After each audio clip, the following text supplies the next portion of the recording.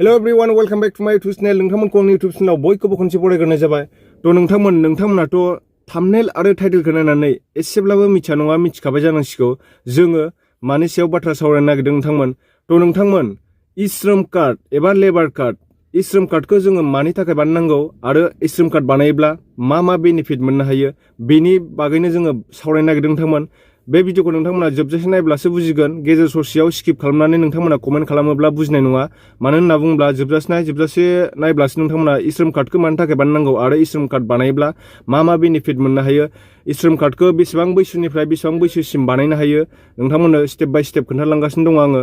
थ' नोंथांमोन ई-श्रम कार्डनि बानायनायनि मेन रिजनानो जाहैबाय जोंहा भारतबर्षआव एबा जोंनि भारत हादरनि सिङाव थानाय जेसेबांनाखि सुबुं दङ जायफोर खामला हाजिरा मावनानै जायो, जायफोर लेबार मावनानै जायो, सोरबा बायदिया गारि सालायनानै जायो, सोरबा बायदिया मेसिन अपारेटर खामानि मावो, सोरबा बायदिया बिजनेसमेन मावो, सोरबा बायदिया साख्रि मावो नङा होमबा।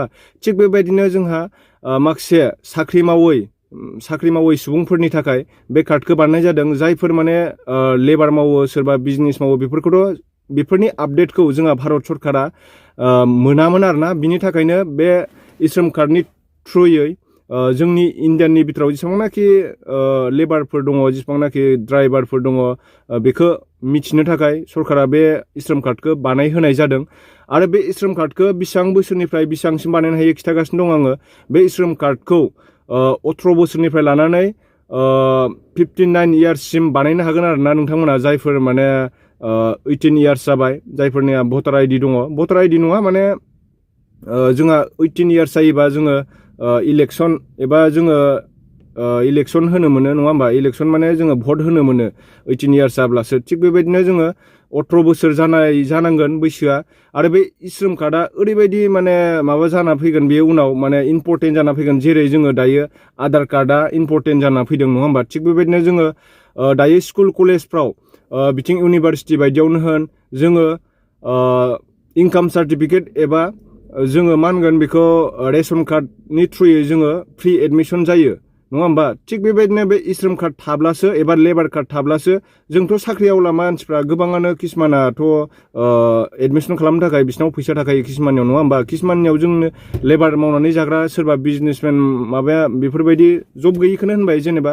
नैबे लेबार कार्ड थायोब्ला, ई-श्रम कार्ड थायोब्ला नोंथांमोना बेजों इन फिउचाराव माने फ्रि एडमिसन मोननो हागोन आरोना। उनफोराव माने लेबार कार्ड गैयाबा, बे ई-श्रम कार्डआ गैयाबा नोंथांमोना फ्रि एडमिसन मोनाबो जानो हागौ। इनकाम सार्टिफिकेट थाबाबो मोनाबो जानो हागौ। बेफोरबायदियावबो बियो इम्परटेन्ट जाना फैगोन आरोना इयुननि थाखाय। आरो बेजों लोगोसे सरकारा बुंबावदों जिनाखि जायफोरनाव नैबे ई-श्रम कार्डआ दङ नोंथांमोना नायनो हागोन। नैबे स्मार्ट कार्ड, ई-श्रम कार्ड बेफोरबायदि बानायनानै ला नोंथांमोना। दायो नोंथांमोन जायफोरा बे कार्डखौ बानायबाय, बे कार्डखौ बानायनाय समाव जायफोरा 45 प्लास, जायफोरा 50 प्लास, जायफोरा 30, 20 बेसेबां बैसोनि, जायफोरा माने 60 प्लास जाबाय, अब्ला 60 प्लास जाखांनायनि उनाव माने लाइफ इन्सुरेन्स आरोना, लाइफ इन्सुरेन्सनि थाखाय 2 लाख करै माने रां अनसुंथाइ मोननायनि बाथ्रा बुंदों सरकारा। आरो बेजों लोगोसे जायफोरा माने डेथ जाबाय 60 इयार्स जायैनि सिगाङावनो, बेयावबो माने 2 लाख रांनि अनसुंथाइ होगोनखौ बुंदों। आरो जायफोरा माने 60 बोसोर बारबाय, 60 बोसोर बारखांनायनि उनावथ' मानसिफ्रा माने मावनानै दांनानै जानो हाया। थिग बेबायदिनो जेरै जोंहा PM किसाननि बिथिंजाय अरुण'दयनि मोनगासिनो दं नोंथांमोना, बेफोरबायदिबो रांफोरबो मोननो हागौ। आरो बेजों लोगोसे बोराय पेन्सन, बुरि पेन्सन मोनोना। नैबे ई-श्रम कार्डआ थायोब्ला नोंथांमोना 60 प्लास जाखांनायनि उनाव प्रत्येक मान्थलि 3,000 करै सोना होनायनि बाथ्रा बुंदों आरोना सरकारा। नैबे कार्डआ थायोबा आरोना, ई-श्रम कार्ड, लेबार कार्डआ थायोबा। थ' नोंथांमोना बे कार्डखौ बानायनो थाखाय मा डकुमेन्ट्स नांगौ आं नोंथांमोननो खिन्थागासिनो दङ। थ' बे कार्डखौ बानायनो थाखाय नोंथांमोना आधार कार्ड नांगोन। आधार कार्डजों थानाय लिंक थानाय मबाइल नाम्बार नांगोन। बे मबाइल नाम्बाराव OTP थांगोन। आरो बेजों लोगोसे बेंक पासबुक नांगोन, बेंक पासबुक ओमफ्राय हाउस नाम्बार नांगोन आरोना। नैबेबायदि कार्ड मोनगोन नोंथांमोना। बे कार्डखौ बानायनानै लाबानो जाबाय इन फिउचारनि थाखाय, नोंनि थाखाय नङाब्लाबो गावनि गथ' गथायनि थाखाय बेफोरो माने गोबां इम्परटेन्ट जाना फैगासिनो दङ। जेरै दा आधार कार्ड गैयाब्लानो स्कुल कलेजफ्राव जोङो फर्म फिलआप खालामनो हाया। माबा मोनसे एग्जामनि थाखायबो आधार कार्ड नांगौ जायो दायो।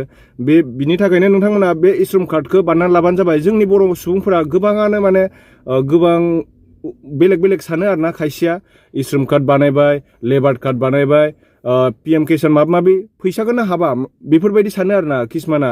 दा बिदि साननायखौ नोंथांमोना बिदि साननाङा मानो होनना बुङोबा बेफोर कार्डफोरानो इम्परटेन्ट जाना फैयो माब्लाबा समाव नोंथांमोना बेफोर कार्ड गैयाब्ला माने मोननांगौ जिनाखि जोङो सरखारनिफ्राय जिनाखि माबा मोनसे बुस्थु मोननांगौब्लाबो मोननो हानाय नङा बा माबा मोनसे एडमिसन खालामनो थाङोब्लाबो नोंथांमोना लेबार कार्डनि थ्रुयै लेबार कार्ड थायोब्लासो नोंथांमोना एडमिसनखौबो फ्रि मोनगौमोन दा लेबार कार्ड गैयामोनब्ला एडमिसनखौबो फ्रि मोननाय नङा बेफोरबायदि जाना फैनो हागौ आरो ना इन फिउचाराव दा बिनि थाखायनो नोंथांमोनखौ आङो बे लेबार कार्ड एबा इश्रम कार्डखौ बानायनो खिन्थानाया बेनो आरोना नोंथांमोना बानायनानै लाबानो जाबाय जायफोर बानायाखै आरो खाथि खालानि जायफोर दङ आङो दायो बानायगासिनो दङ आरो आङो माने टाइम मथे भिडिअ बानायनो हायाखै बेनो मेन रिजोना आङो अनलाइननि किसुमान खामानि मावगासिनो दङ इश्रम कार्डल' नङा गोबां बायदिसिना कार्ड बायदिसिना माबा माबि बानायगासिनो दङ अनलाइननि खामानि बेखायनो आङो टाइम मथे भिडिअ होनो हायाखै नोंथांमोन थ' बिदिबा नोंथांमोन जायफोरा बानायाखै बानायनानै लादो आरो आङो नोंथांमोना जुदि मिथिनो लुगैयोब्ला आरो माखासे खोन्थानांगौ बाथ्रा दंब्ला एबा सोंनांगौ बाथ्रा दंब्ला